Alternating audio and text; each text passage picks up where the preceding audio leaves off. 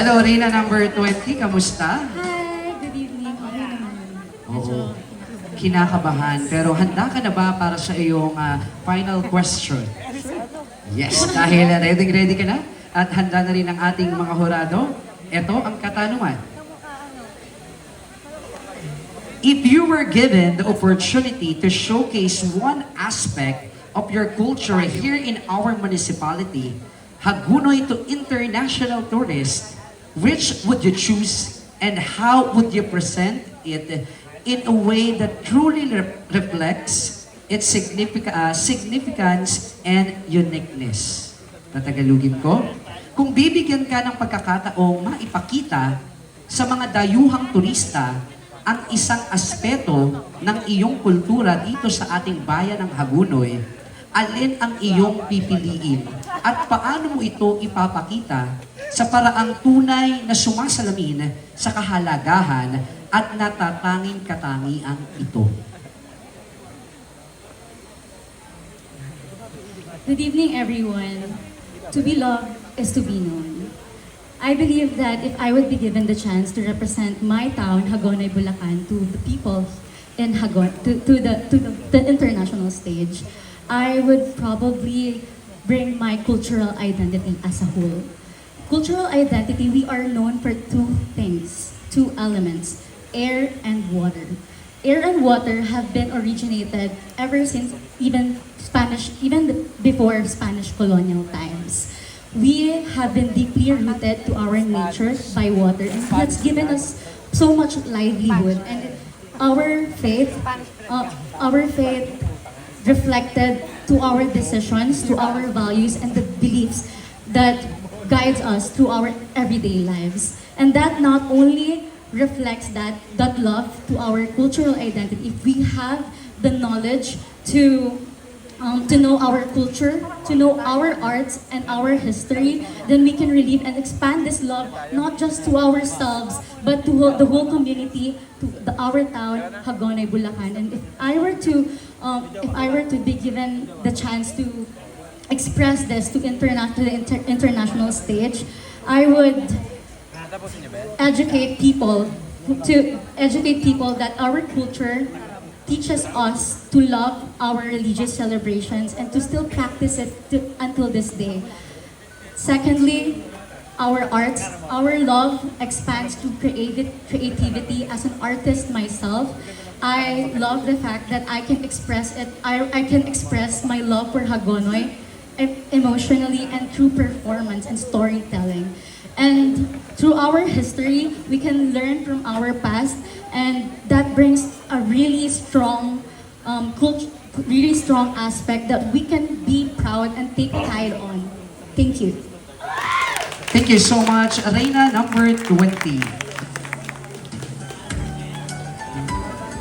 Maraming salamat mula sa barangay ng Santo Niño. And now let's welcome our next finalist. Next we have Reyna number 18. Kamusta, Reyna number 18? So ready ka na ba para sa iyong final question? Yes, sir. Okay, dahil ready ka na at ang ating mga hurado, ito na ang iyong katanungan. If you were given the opportunity to showcase one aspect of your culture here in our municipality, Hagonoy, to international tourists, which would you choose and how would you present it in a way that truly reflects its significance and uniqueness? Kung bibigyan ka ng pagkakataon na maipakita sa mga dayuhang turista ang isang aspeto ng iyong kultura dito sa ating bayan ng Hagonoy, alin ang iyong pipiliin at paano mo ito ipapakita sa paraang tunay na sumasalamin sa kahalagahan at natatanging katangian nito? In Hagonoy, we have a lot of fishmongers. We are rich in aquaculture. And I believe this is the one thing that we could showcase to internationally, because I believe the products of Hagonoy is something that we can be proud of. Because it is not something that you can just find somewhere. It is something that you can only find in Hagonoy. And because the products of Hagonoy is something that is very unique to us because it is from our heart. And I believe that everything that comes from our heart is a very special product. Thank you. Thank you so much, Reyna. Number 18. Mula sa barangay ng Iba.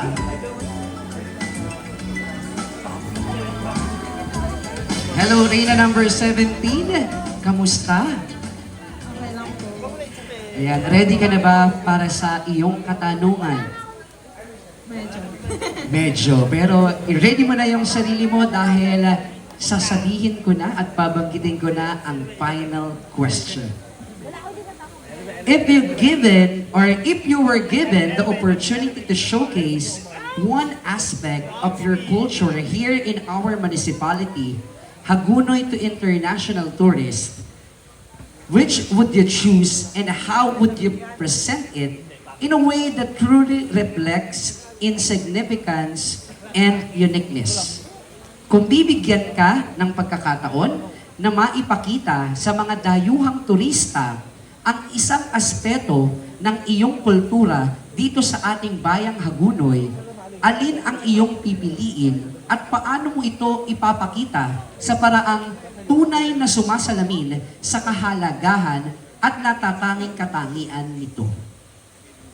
Ang pipiliin ko po ay aquaculture dahil po yun po ang bumubuhay sa ating mamamayang Pilipino, lalong-lalo na po dito sa Hagunoy dahil ang ating pong Hagunoy ay mayaman po sa likas na yamang tubig.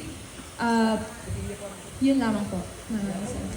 Thank you so much, Reyna number 17 mula sa barangay ng... And now, to complete our top 4 finalists for Reyna ng Hagunoy 2026, we have Reyna number 14, again, from Sagrada Familia. Maraming salamat. Our official photographer. Hello, Reyna number 14. Kamusta, Reyna number 14? I feel grateful for giving me an opportunity to. Yun. Kahit dahil grateful ka, ready ka na ba para sa final question? Yes, dahil ready ka na, ito na ang iyong katanungan. If you were given the opportunity to showcase one aspect of your culture here in our municipality, Hagunoy to international tourists, which would you choose and how would you present it in a way that truly reflects its significance and uniqueness? Kung bibigyan ka ng pagkakataong maipakita sa mga dayuhang turista ang isang aspeto ng iyong kultura dito sa ating bayan ng Hagunoy, alin ang iyong pipiliin at paano mo ito ipapakita sa paraang tunay na sumasalamin sa kahalagahan at natatanging katangian nito? Nais ko po itampok ang ating aquaculture kung saan tayo po ay mayaman sa seafood at kung saan ang mga mamamayan ng Hagonoy ay dito po ay kumukuha ng pangkabuhayan. At ako po, ang sarili ko ay magiging magandang ehemplo po ako dahil ako po ay may isang malasakit, may puso, at naniniwala po ako that I'm truly the beauty. I am the heart and I am the purpose. Thank you po. Maraming salamat, Reyna number 14. Ano? Naririnig daw. So, kailangan talaga itago sila sa isolation room. Yung merong video okay tapos walang maririnig. At meron pong naiwanang bag dito po sa gilid. Bag po na black. Then mamaya po siguro itanong natin kung ano yung laman. PNP, pakicheck po. Bawal magbukas ng ano ng bag. Oo, nang wala yung may-ari. Baka mamaya, oo. Queuing po sa ating pong committee. Nakalaki na po ba sila? Hindi na po nila naririnig. May kantahan, may video, okay. Okay. Wait lang daw, kasi para maging patas tayo sa lahat ng mga kandidato at kandidata natin. Naririnig ba tayo doon sa labas? Hindi na daw tayo naririnig sa labas. Siguro hinaan lang din natin yung audio ng mic. Oo, para din. Ito yung audio ng mic ng candidate. Siya nung sa akin din. Oo. Ayan, doon po sa ating tech, hinaan lang po natin yung audio. Naririnig naman tayo ng mga judges at ng ating pong mga panauhin. Klaro at malinaw naman po. Okay, sa ating pong mga judges, handa na po ba tayo? Okay, eto na po. Hello, Hari number 10 ng San Sebastian. Kamusta? Okay naman po, kinakabahan po. Pero salamat po sa mga sumusuporta sa akin, lalo na yung mga pamilya ko at sa mga handlers at mga supportive ko dyan. Thank you po sa inyong lahat. Okay, baba na po natin ito. Ayan. Pasuyo na lang po. Maraming salamat. Ganyan po talaga pag live. Okay, eto na. Ready ka na ba sa iyong katanungan, Hari number 10? Ready na po. Okay. Ito ang ating isang katanungan para sa mga hari. Siyempre walang music para mas marinig ng ating mga candidates ang katanungan. Okay. The question goes like this. Tourism can bring progress, but it can also threaten local culture and the environment. If you were chosen as Hari ng Hagunoy, how would you balance promoting tourism with protecting the town waterways, traditions, and way of life, even if it means limiting development or profit? Tatagalugin ko. Ang turismo ay maaaring magdala ng kaunlaran, ngunit maaari rin itong malagay sa panganib ang kultura at kalikasan. Kung ikaw ang mapipiling hari ng Hagunoy, paano mo babalansehin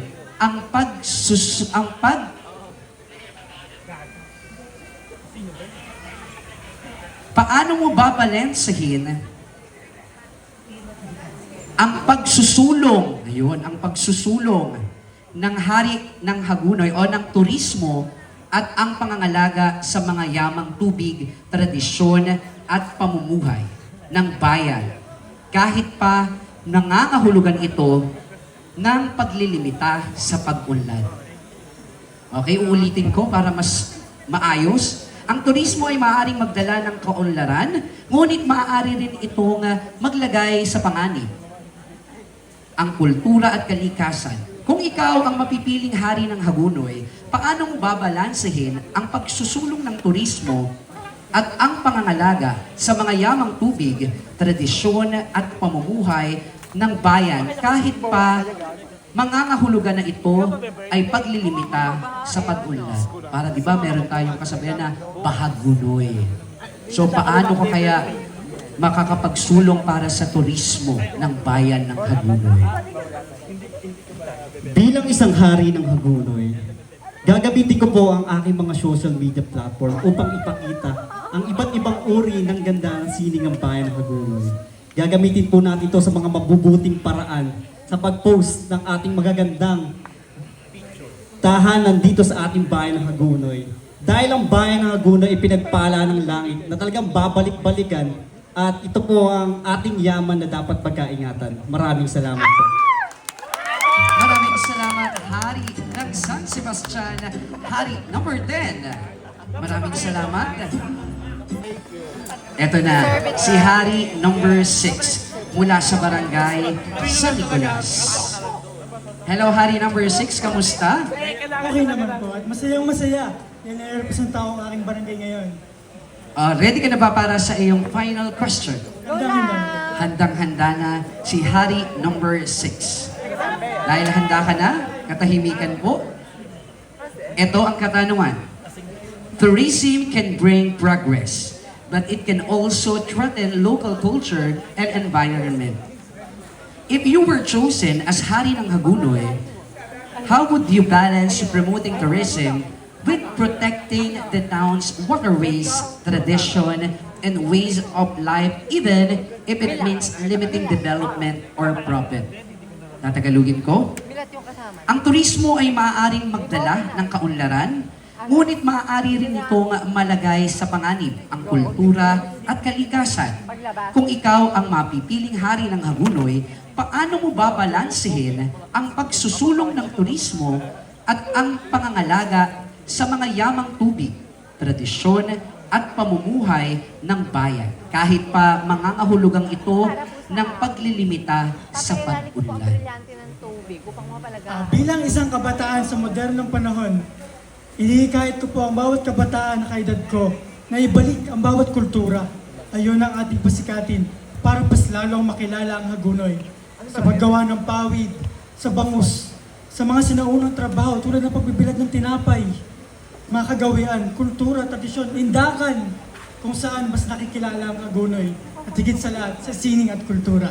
Yun lamang po at maraming salamat. Maraming salamat, Hari ng San Nicolas. Hari number 6.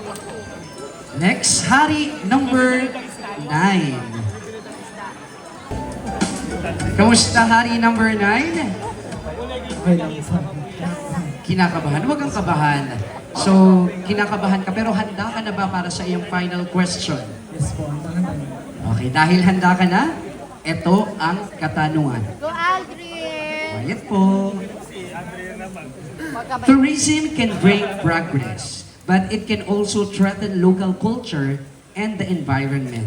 If you were chosen as Hari ng Hagunoy, how would you balance promoting tourism with protecting the town's waterways, traditions, and way of life, even if it means limiting development or profit? Tatagalugin ko. Ang turismo ay maaaring magdala ng kaunlaran, ngunit maaari rin itong malagay sa panganib ang kultura at kalikasan.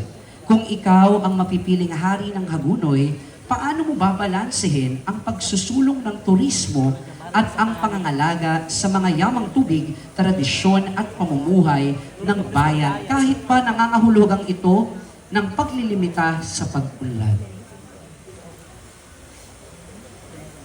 Gagamitin ko po ang platform na ito upang ipagpaalam at maging halimbawa sa bawat mga sa tao kung gaano kahalaga ang pagpapahalaga sa ating mga likas na yaman na binigay sa atin ng Panginoon.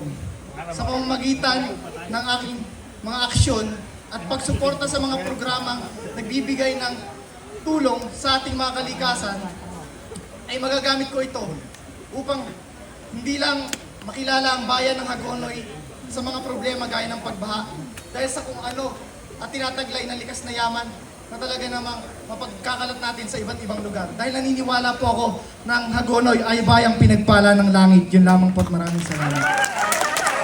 Thank you so much, Hari. Number 9, Hari ng Iba.